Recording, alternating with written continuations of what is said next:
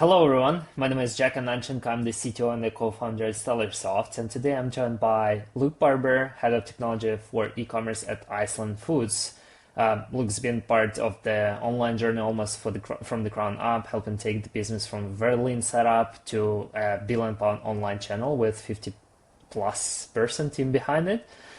So in this conversation, we'll go over Luke's background, Luke's journey with Iceland itself, what challenges they've seen over the years, and what they see, where they see themselves in the future. Luke, welcome to the show. Thanks, Jack. Nice to be here. Absolutely. Look, just to start easy and to get the listeners to know more about you and Iceland, can you tell us a little bit more about your background and describe Iceland in just a few words? In just a few words is going to be difficult. Let's give So it a try. I joined Iceland 12 years ago now, as what at the time was the only developer for the online department for e-commerce. We were in charge of front-end only changes. The platform we had at the time didn't allow us to make any back-end changes. Everything we did was on the DOM, which limited what we could do. And then as online grew, and then COVID hit, everything scaled. Everything scaled as it should, really. And from a team perspective, we had to rapidly grow both our online capabilities and our internal development function as well to facilitate that. And as part of that, my role grew. I went from a small team lead to manager of the development team, then to taking on cloud operations, some of the cybersecurity piece as well, and then now to where we are today. We look after the entire technology function for e-commerce, for our public cloud, our private cloud, our Salesforce estate, all of our integrations and payments. So it's been quite a journey. It's a whole lot of I can change, imagine. for sure. And from my personal perspective, I used to be a designer. Wasn't a developer Okay. previously. I had some time in the UK and then some time in Canada, and did some graphic design for a while, and then decided I wanted to build websites, and here I am. Awesome. Well, quite a bit of different roles, I believe, have been in your life journey, right? Yes. Um, Being the only developer to lead in a multidisciplinary team is a big of a shift. What were the biggest inflection points in that journey? I think, to be honest, I think it was getting the right people. It's really difficult, particularly in a large organization like Iceland, to make sure that, we are now 50 people, but then 5 or 10 people in a 25,000 person organization. But there's a whole lot of responsibility on those people, right? And because there's so much going on across all the different departments, having the right people that you can trust to be relatively autonomous, and keep you up to date on what's going on, but also staying on top of trends and being able to feed that back within the team, is really important. And you don't always get it right, that's for sure. And it's lots of learnings along the journey, but where we are today, and we've still got people. There's a couple of people that joined just 6 months to a year after I joined, so we've got some people that have been there for a long time, and a whole lot of new faces in the past 12 months or so as we scaled up as a team, which has been brilliant. Besides people, I think just technology change at the scale that we kind of run. There's loads of really cool technology out there, particularly in the JavaScript world. Things change all the time. There's a framework every day. It felt like that for a good few years, where things were just changing constantly. And I think it's just kind of keeping up to date with that technology without maybe making any missteps and investing too early. But also, when you do try and invest that time and that effort from a team perspective, you're doing what's right for the business. It's managing that risk. There's always an element of risk in terms of where you invest that time. And again, similar to the people, we don't always get it right. But it's important to learn from the kind of the failures that we do along the way as well. Yeah, absolutely. I mean, it's always important to keep to take a look at the perspective of what happened over the past, I don't know, whatever period of time, to better understand where you've got some mistakes to go over and analyze, and then you've got some success, which is great. In terms of like your mental change, like before, it looks like it sounds like you build your things yourself. Yeah. Now you're managing the environment where the other people can build well themselves. What changes in your mentality and what has changed in yours when there is a shift like that? I think for me, it was really difficult at the beginning because as a developer in a small team, you wanted to make change, you wanted to influence things, and you wanted to kind of get your hands dirty all the time. I've had to slowly let that go, and I'm not very good at that as in general of just kind of letting things go and having other people do things for me. I'm very particular in how I do things, but I think pulling that away, being able to shift responsibility onto the team that can manage it in a way that, again, you can kind of step back and trust where they're going to go with it. Equally, I think from my perspective, I've had to bring in what the wider business context is always going to be around projects that we're working on and technology that we invest in. It's really easy to get siloed and a kind of tunnel vision in the particular piece of technology or platform you're working on. But how that fits into the wider landscape and the effect it has on the business across all of our different technologies that we have. So from an Iceland perspective, we have online, but that then filters down to in-store, which filters down to vans, which filters down to logistics. In the old world, I didn't care about any of that. I didn't need to care about any of that. I cared about the website and the integrations that were on there. Now everything we do, it all ties together, and my shift is really kind of making sure the team are doing the right thing and in a way that we can further integrate with the business and everything flows nicely. And it's a difficult juggle, that's for sure. And I got to a point halfway through when we moved from team leads to managerial, and we kind of grew the team a little bit, but not a whole lot. We have some incredibly talented people on the team, and it became very, very obvious that I was not going to be able to keep up with those people from a technical standpoint. They are incredibly talented, and I am mediocrely talented from a technical standpoint. So I had to bring in the right people and keep the really, really good technical people to make sure that they're making the right technical decisions, and they can help guide me from a business perspective and how we can kind of bring that across the wider organization.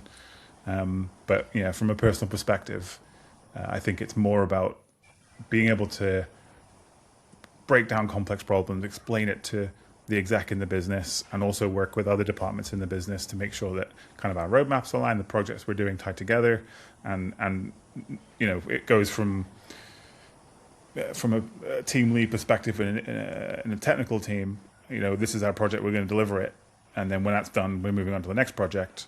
From my side now, it's a holistic view of the roadmap that we have from a technical landscape, but also how we're bringing value back into the business. What's the value that we're bringing from those projects? From a commercial perspective, from a security perspective, or a legal perspective, and how does that all tie in together?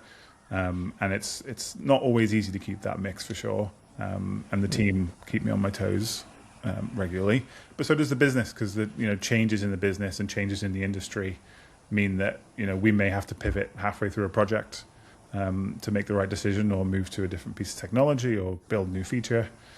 So yeah, it's from a mindset shift. It's been difficult, from somebody who likes to be in the detail, likes to do it their own way, to be able to step back and go, right, you guys are working on the technical side, and I trust you. I got a brilliant team for that. I'm going to go focus with the business and make sure we're doing the right things and we're doing it at the right time. But I'm getting used to it. I think my team will probably tell you I don't delegate enough still, but I'm slowly getting there. It's taken a couple of years.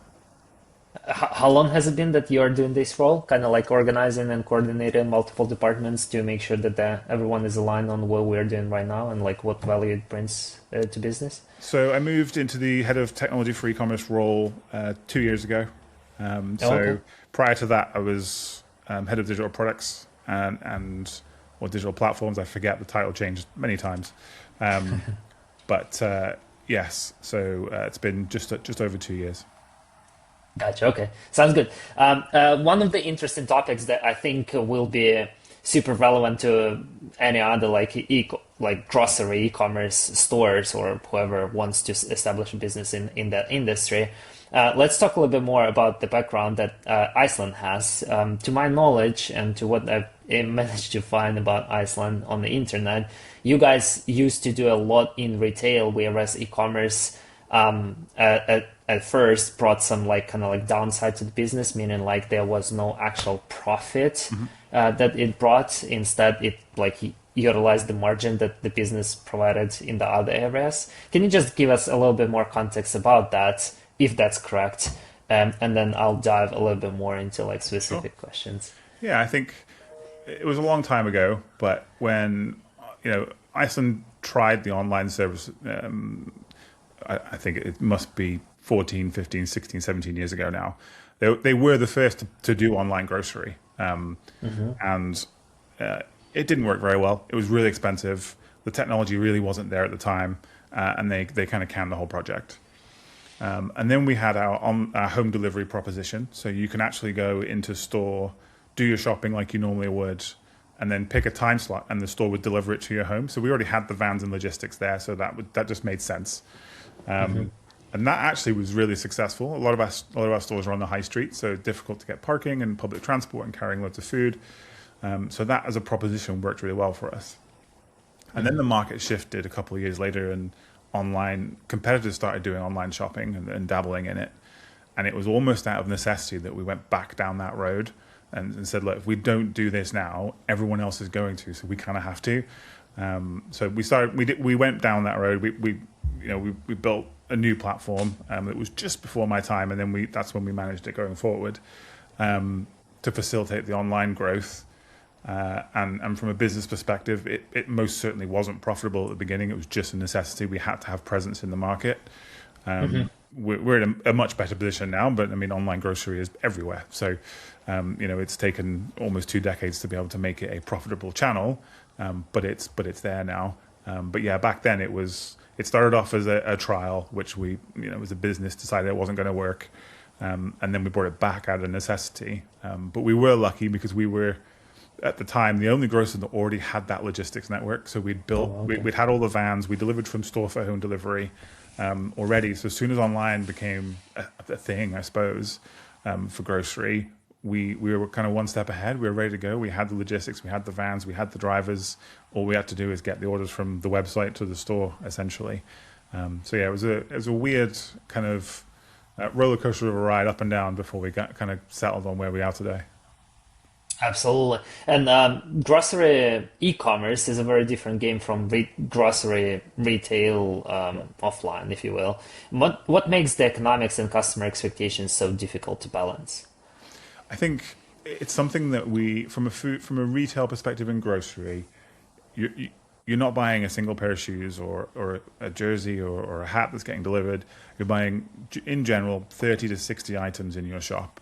The customer expectation is they're getting what they would get if they went to the shop, right? Being able to marry that up from something that they're ordering now and maybe they've selected for delivery in 4 days, being able to ensure they get those items is really difficult because stock changes in store and other people order online for the day before and marrying that up. But customer expectations are exactly that. It's if I were going to the store and buying it, I should be able to do exactly the same thing online. Similarly, the expectations around produce and perishable goods and things like that. It's very difficult for pickers to make sure they get the right items. Some people have preference into how ripe your bananas are versus for other people, and the pickers generally just kind of balance that. But from a business perspective and expectations perspective, it's very much a cat and mouse game for managing availability of products and also kind of widening our range of products as well. So we want to make sure that we've got the selection that customers have. They expect to be able to buy the things that they can buy in store, or even additional things. And some of them expect different exclusives online or different deals online, or the promotions we offer are generally married up between the two, but we do have some that don't kind of correlate between online and offline. So yeah, I think the primary thing is around availability and what they order, and we have a kind of secondary piece around service, making sure that when things don't go right, we make it right for the customer, and that generally is things like missing items or damaged items in delivery and things like that. But delivering food is hard. Delivering food reliably at scale is hard. I think for someone like Iceland to be where they are today and doing it so well, having tried it a long time ago, I think is really good, and I'm really happy to be a part of it, to be honest. Cool, awesome. And as a side note, and given that like the experience online has to be the same, and that they should be able to find anything that they are able to find offline, I'm assuming one of the challenges that you had to go through is categorization, right? Like meaning making sure that it's very easy to find what the customer is looking for online. Um, did you happen to deal with that in your like Iceland journey, or was it somebody else who organized the categories on the website? So we have an online team as well, and they manage kind of like the merchandising of the website, so trading it on day to day. But one of the major changes we made just a couple of years ago when we replatformed our front end technology, is we brought in Algolia for our search index, and we brought in some of their AI capabilities Oh, cool. to help with that categorization. So there's huge amounts of manual work that the online team do, and they do a brilliant job at it. But equally, to try and bring some personalized experience and maybe some autonomous kind of skills out there from Algolia using their tool set. We brought that in to deliver, not only be able to sort through different indexes and prioritize different products and pin them at different areas, but also be able to offer regional selections as well. So if you're shopping in Ireland or Scotland or Wales or England, your selection and range may differ. And also how we present that to you in a search might differ as well. And while they do lots of the online team do lots of manual trading of that. I think being able to use the tools that we've got and the power we've got with Algolia and their AI, utilizing that is brilliant. We don't utilize it enough. There are some other capabilities we really want to bring in. But yeah, so it is a great deal of work for the online team from a merchandising perspective. But we are trying to help them as much as we can by bringing in technology to assist. Gotcha. Okay. Delivering food at scale is indeed hard. You're right. The company now is already making or doing more than £1 billion a year for the business, right? Online only. What had to mature operationally for that channel to become truly meaningful at scale?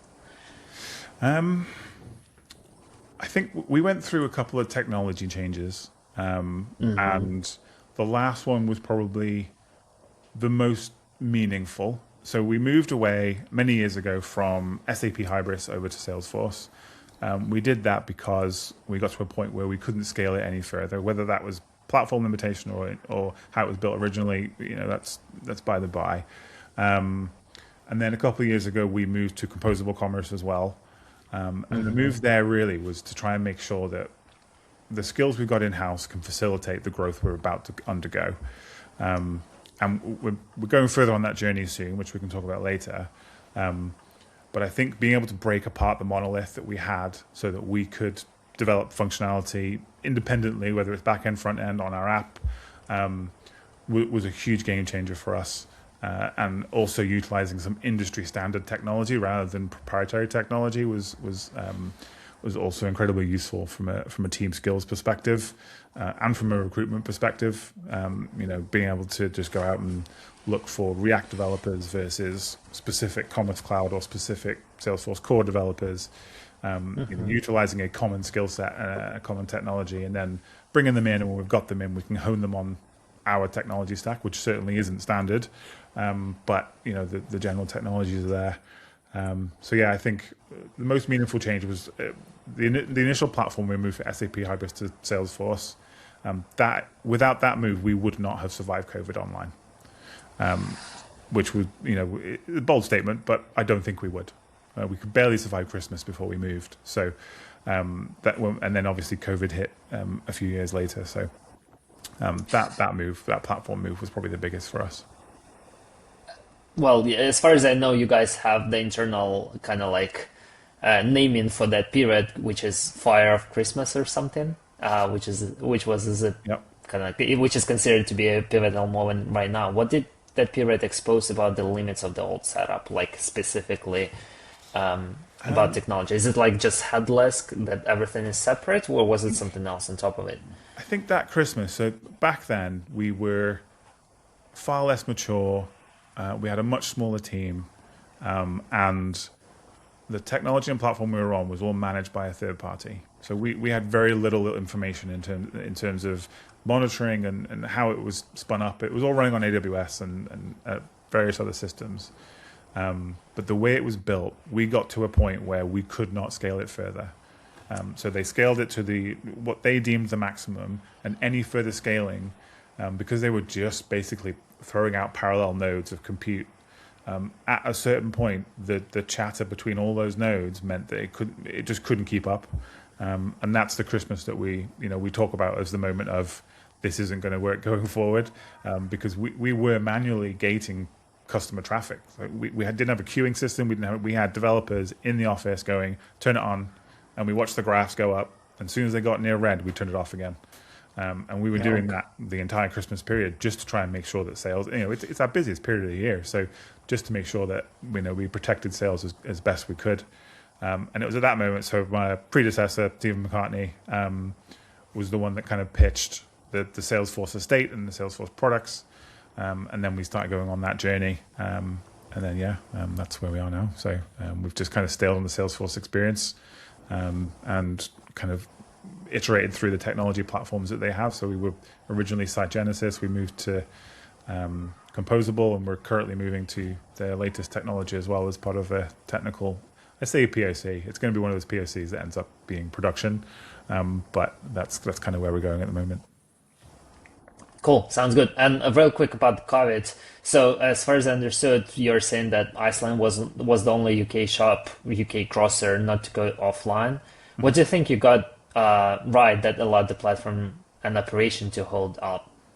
So I think, and I'm going to speak purely from an e-commerce perspective, because the wider IT business everyone worked incredibly hard during COVID, but the wider IT business worked incredibly hard to make sure stores were operational and picking for customers and picking for online orders.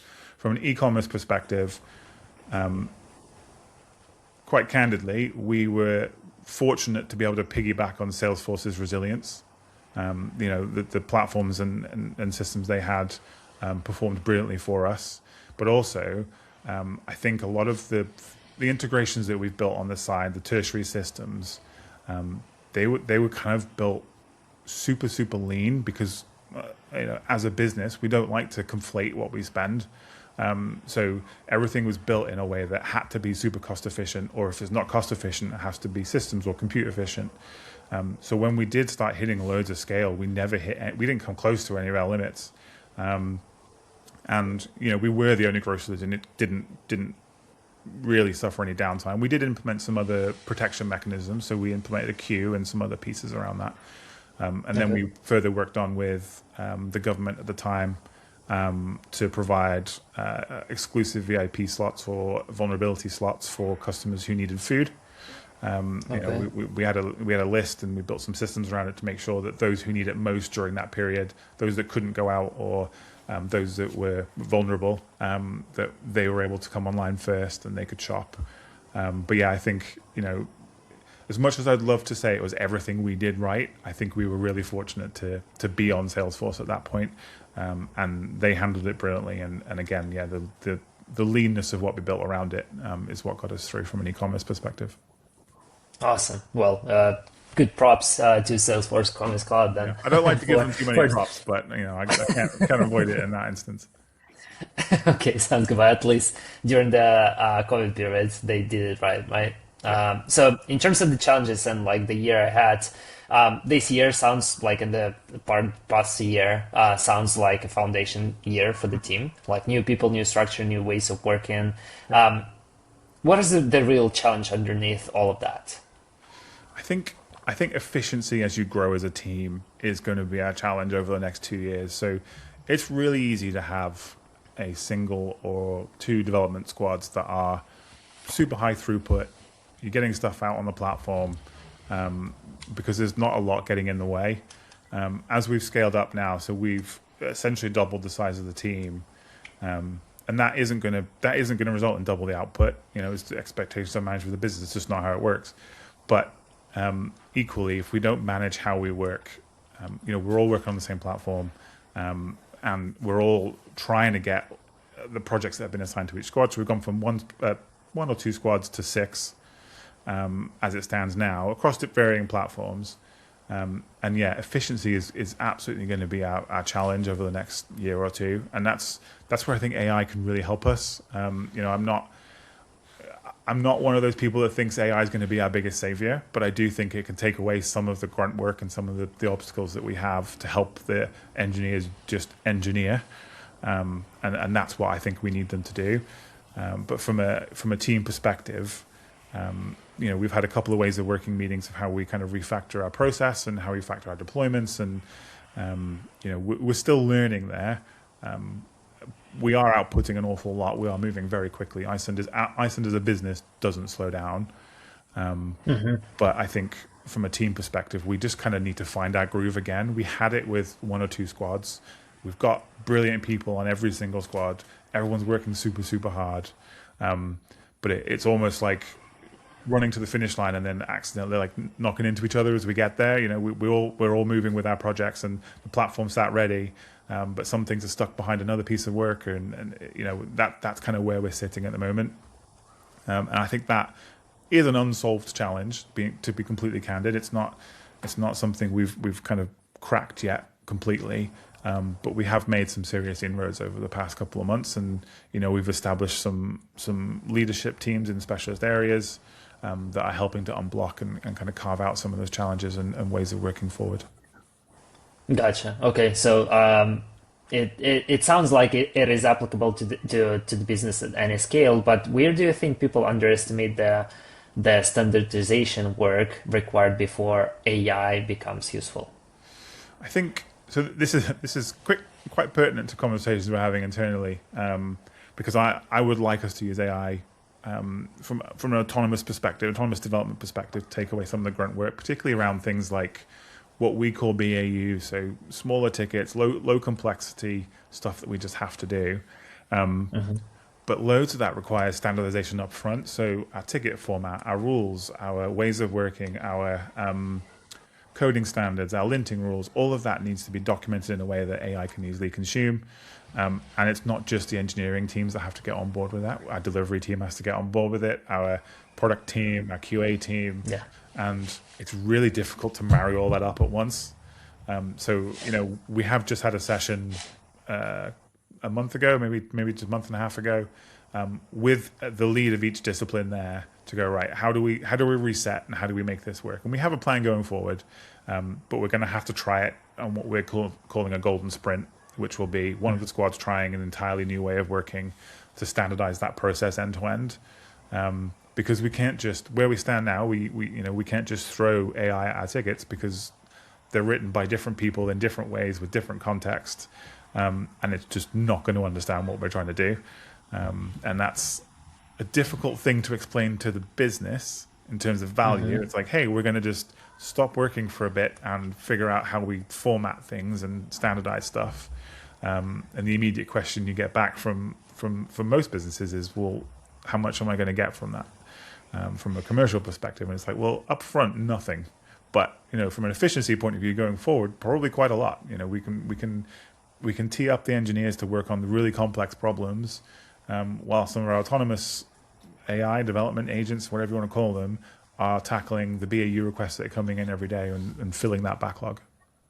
Yeah, absolutely. And I mean, it's a big technological shift. And do you tend to utilize your past experience and like your overall like kind of like value being like a long-standing part of Iceland in negotiating all of these changes? Meaning like you migrated from Hybris to SFCC, then composable, then new storefront technology, and then with the entire journey happening over the years, what has it taught you about timing these big technical bets? From a timing perspective, I think it's difficult. The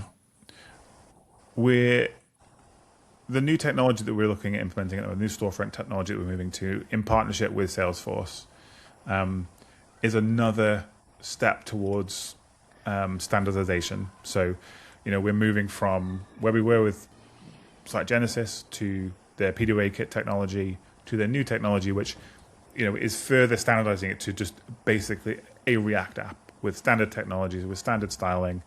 And I think that when it was proposed to us from Salesforce in terms of a technology, I was nervous because it's a huge piece of work for us, and we'd only just rewritten the front end 2 years ago. So why are we doing it again? And that's definitely the question I had from the business. But there's loads of proprietary technology in the old PDA kit front end that we have now that AI just doesn't understand. It certainly doesn't understand it very well. So we can't let it loose.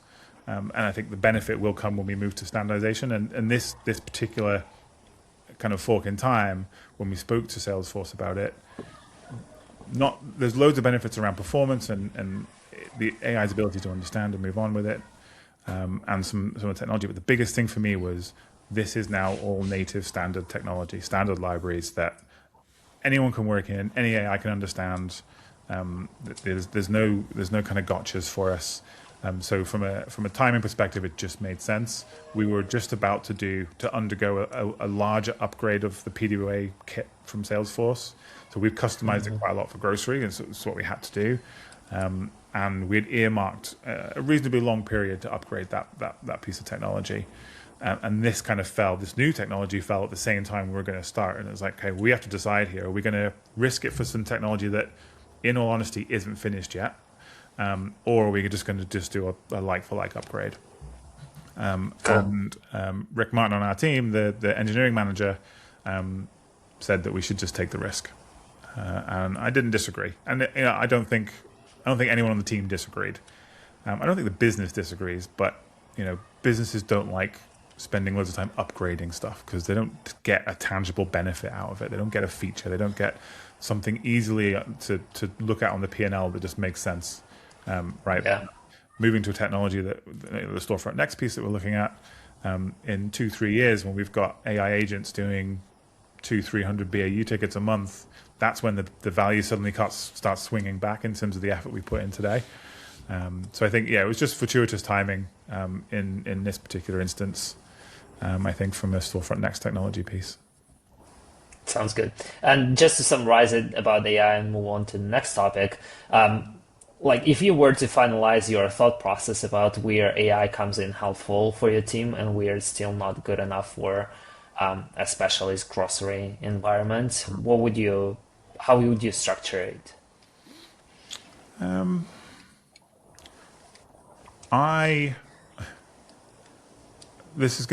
I don't trust it. Is the honest answer. From a wider perspective, I've used it. The team have used it. I've used it on some other projects, and it's been brilliant. And it can certainly save a whole boatload of time from a development perspective. And the models are getting better and better. But what we've found on our current state of play is it's just not good enough from some of the lesser known technologies. And that's my concern for us, which is why I think we're doing what we're doing today.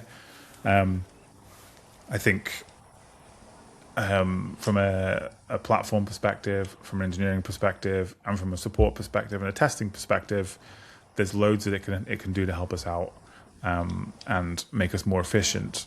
And I think the engineering team are slowly starting to be okay with doing less from a building perspective and moving into a pure engineering architecture style perspective.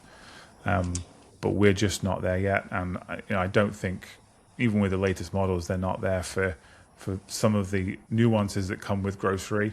We've got ranging by store, we've got promotions by store, we've got ranging by store, by date, by hour, all this kind of stuff that suddenly it's not just a pure play e-com site, and changes made on the code base can have disastrous effects that you just wouldn't see. You might suddenly have an issue, shopping 6 days out on this slot with this promotion, but you didn't spot it in any of the testing because it looks fine for tomorrow.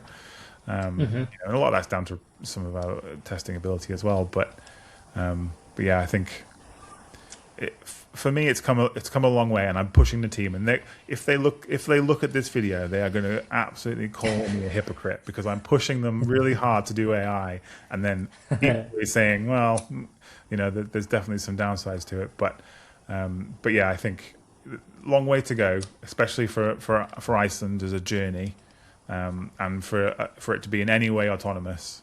But I think for us, we're definitely making strides. Yeah. Yeah, absolutely. Thank you so much for the summary. The next one is a little bit more about attention because it's customer retention is getting harder because people are comfortable shopping across multiple grocers. Yeah. How do you think about winning loyalty in that environment? Loyalty is a really, really tough subject. It's difficult to retain a customer, like you said, and every grocer, particularly in the UK, has a loyalty program that they are constantly changing to try and make sure that it brings value to their customer. We have a loyalty system that is more of a savings scheme for us at the moment. So every £20 you save on your loyalty card, which we call in our bonus club, you get £8 back. So it's essentially a 5% savings, and then you can either collect that and spend it in store, or you can spend it online. We are looking to kind of overhaul our loyalty program a little bit over the next 12 months to try and make it a bit more, to resonate a bit more with our customer base. But I think loyalty is massive from a retention perspective. I think to your point, now more than ever, people are more than willing to go shop to shop to get what they need. They don't just go to the normal grocer and fill up their basket or their trolley with £100-300 worth of stuff for 2 weeks. They'll get X and Y from one shop. They'll go and get their favorite meals from another, and they'll go get wherever their drinks are cheapest. And it's really difficult to retain that and also keep focus of a customer. And I think we just have to be okay with that. That's the way the customer is going to be. I don't think we can wholly shift customer behavior in this market. But what we have to do is make sure that the things they do buy from us, or the things that we do better than others, that we really shout about it, and we make sure that our loyal customers know about it, and any new customers we do have, we continue to bring value and offer something a bit more unique than just your normal grocery. We have in the UK, we have some exclusive brands. That we focus on, and they've been hugely successful for us, and that's one of the things that I think we should be shouting about maybe more. And when we look to kind of overhaul our loyalty program, maybe it's more around offering product versus price from a customer perspective. But our savings scheme that we do have definitely resonates with people. Probably not as much as it used to, which is why we're looking to maybe make a shift. But equally, we have 10% off for over 60s on Tuesdays in store. That's a hugely popular initiative for us. It makes quiet stores really busy, and also incentivizes those over 60 to come and spend their money at Iceland. So, that's working well too. Gotcha. Over the next 3 to 5 years, what do you think will separate the grocers that grow from the ones that simply keep up? That's a good question. I think in the world of ChatGPT and Claude, I don't think doing a grocery shop on any of those platforms at the moment is super viable, just because of the amount of basket items you might have, and booking a delivery slot, and et cetera, et cetera. But I do think a truly personal shopping experience is what will keep people, and it's something we have to strive to. We're not as far along in the personalization journey as I think we should be from a business perspective, and I think that's where we just absolutely have to not only catch up, but we need to shoot past our competitors when we do it. And we need to move as quickly as we can, and engage with the technologies we need to have the other grocers, even the bigger ones, look at us and go, oh, we missed a trick here, and these guys have just run with it. And for me, that is a truly personal shopping experience, and that can be from family meal planning that knows who you are, that knows who lives with you, and knows their dietary requirements, to also knowing your diary. So if you've got I don't know, football with your kids on a Tuesday, then it prepares a different meal, and all these kind of things that lean into it. It's what people are going to expect the more they use AI from a general populist perspective. Right. And people are going to be less inclined to sit in front of their computer or sit on their phone for half an hour to put 60 items in their basket. They're just going to want to talk to their phone, or maybe have their phone talk to them. I don't know. Whatever is easiest and whatever the technology allows us to do. Yeah, sounds good. In one of your recent posts, you talked about trust, honesty, and the importance of people feeling able to be themselves. Sure. How intentional have you had to be about building that culture within your team? I think it's really difficult to build a level of trust that lets people challenge. And for me, the only way you can showcase that, particularly to new people in the team, is from the top. I don't think you can go and tell people, hey, it's okay to challenge me, or or it's okay to challenge your line manager, or the team lead, or the engineering lead, or the QA lead. I think they have to see it, and we have a super active kind of Slack instance where people are talking all the time, and we have to surface our mistakes, and that includes me. In that, we have quite honest conversations in most of our meetings, and most of the team are more than happy to call me out if they think I'm wrong. Sometimes they're absolutely right. Other times sometimes it looks like I know what I'm doing, or maybe I do know what I'm doing. But from a trust perspective, I think it has to be led from the top, and they need to be. They never need to be chastised for challenging, and that's not just challenging. That can be, making mistakes and failures and all these kind of things. If you can have someone be honest with you about what's going on, and have that level of trust, it's so huge in a team. I've been in teams where it's all surface level and there's no accountability, and largely that's because management were just completely disengaged. They just didn't care about the team. They had their outcome, they had their objectives, they delegated, and then they left. And while I delegate as much as I can, and maybe not as much as I should, I think from a team perspective, I try and empower them to do everything they need to do without having to talk to me. So, I don't ensure that things go through me to go to somebody else. I don't think anyone on our team has any micromanaging going on anywhere. Anyone is, people can bring up new ideas. They can trial stuff. They can do technologies. They can showcase it. When we do releases and we have issues, or we have product problems, or there's mistakes happen, nobody's really scared to say, look, hey, I've screwed up here, and I need some help. And that can be in a public forum where everyone sees it, because there's no fear around that, because there is that level of trust. But equally, it's really difficult to protect that trust when you're bringing new people in, because new people you don't know, and nobody else knows.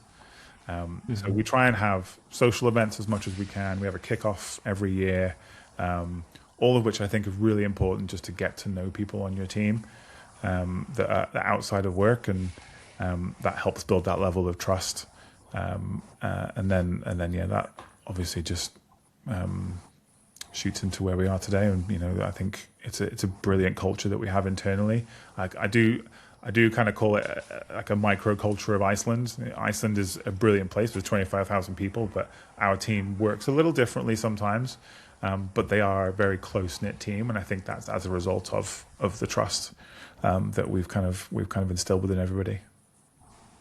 Sounds good. Well, you basically covered my last question, which was here in terms of the pressure, in terms of how to make sure that you can stay within the team and not be burned out. So great that you guys have built this kind of like level of trust, and you as a leader control that with your own microculture within such a big organization.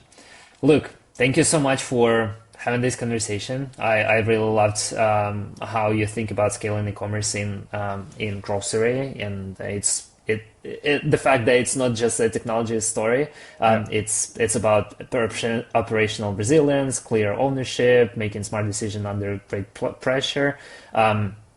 for anyone listening, just to summarize here, it's Luke's and Iceland's journey are just great examples of what happens when the business keeps building capability in-house, not for the sake of control, but to move faster, respond better, and to create a very good foundation for future. Luke, again, thank you so much for your honest and thoughtful conversation. For anyone who wants to check out Iceland, iceland.co.uk, the link is going to be down below in the description, along with a link to Luke's LinkedIn profile, just in case you want to talk with him about something else. Luke, thank you so much again. Thanks, Jack. Appreciate it.